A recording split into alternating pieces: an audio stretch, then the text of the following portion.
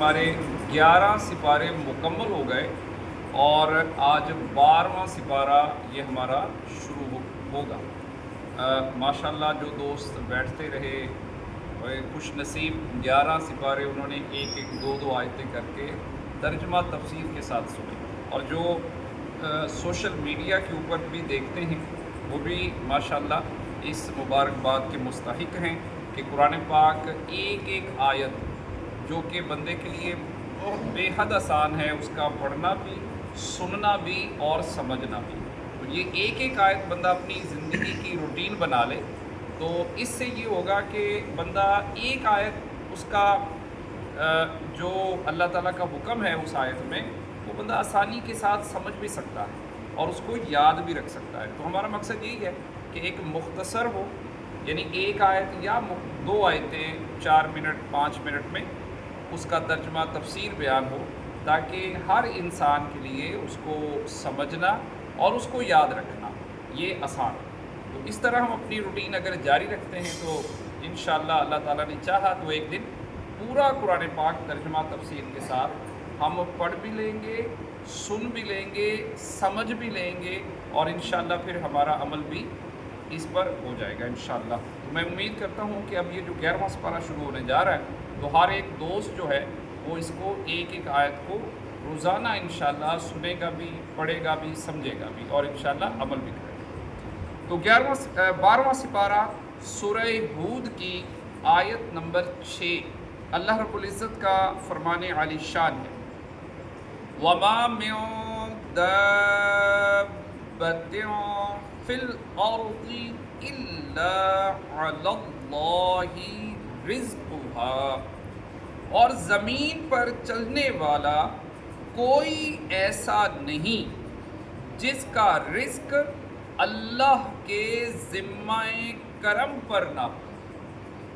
وَيَعْلَمُ مُسْتَقَرَّهَا، اور جانتا ہے کہ کہاں ٹھہرے گا، وَمُسْتَوْدَعَهَا، اور کہاں سپرد ہوگا، كُلٌّ فِي كِتَابٍ مُبِينٍ، سب کچھ ایک صاف بیان کرنے والی کتاب میں ہے۔ دابہ کا معنی ہے ہر وہ جانور جو زمین پر رینگ کر چلتا، عرف میں چوپائے کو دابہ کہتے ہیں، جبکہ آیت میں اس سے مطلقاً جاندار مراد ہے، لہٰذا انسان اور تمام حیوانات اس میں داخل ہیں۔ علامہ احمد صابی رحمۃ اللہ تعالی علیہ فرماتے ہیں اس آیت سے یہ مراد نہیں کہ جانداروں کو رزق دینا اللہ تعالیٰ پر واجب ہے، کیونکہ اللہ تعالیٰ اس سے پاک ہے کہ اس پر کوئی چیز واجب ہو، بلکہ اس سے یہ مراد ہے کہ جانداروں کو رزق دینا اور ان کی کفالت کرنا اللہ تعالیٰ نے اپنے ذمہ کرم پر لازم فرما لیا ہے، اور یہ اس کی رحمت اور اس کا فضل ہے کہ وہ اس کے خلاف نہیں فرماتا۔ رزق کی ذمہ داری لینے کو علا کے ساتھ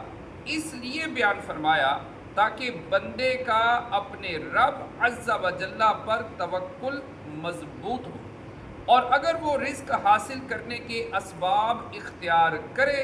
تو ان پر بھروسہ نہ کر بیٹھے، بلکہ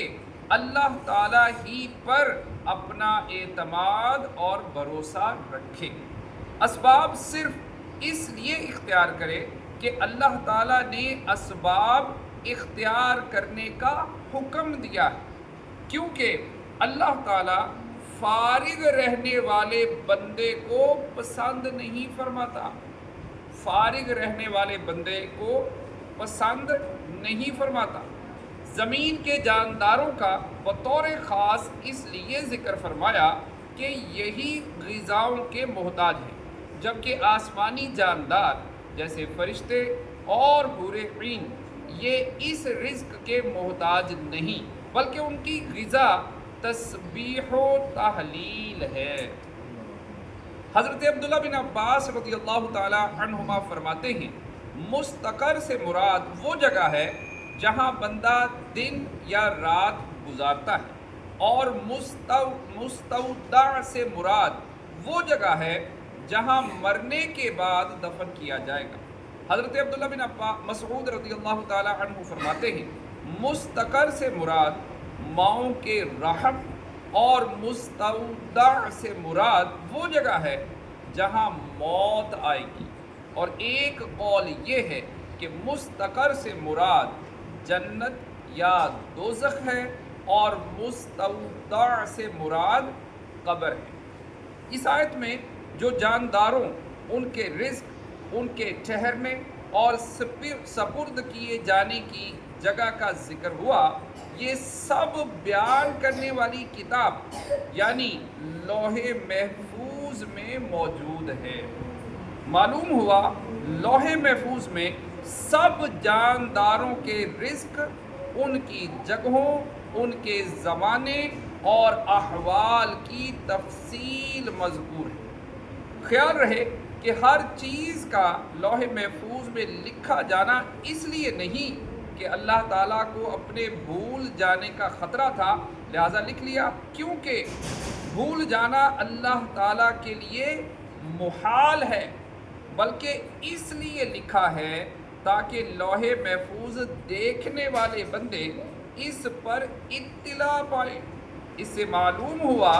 کہ جو لوح محفوظ پر نظر رکھتے ہیں انہیں بھی ہر ایک کے مستقر اور مستودع کی خبر ہے، کیونکہ یہ سب لوح محفوظ میں تحریر ہے، اور لوح محفوظ ان کے علم میں ہے۔ لوح محفوظ کو مبین اس لیے فرمایا کہ وہ خاص بندوں پر علوم غیبیہ بیان کر دیتی۔ صلو علی الحبیب صلی اللہ تعالی علی محمد صلی اللہ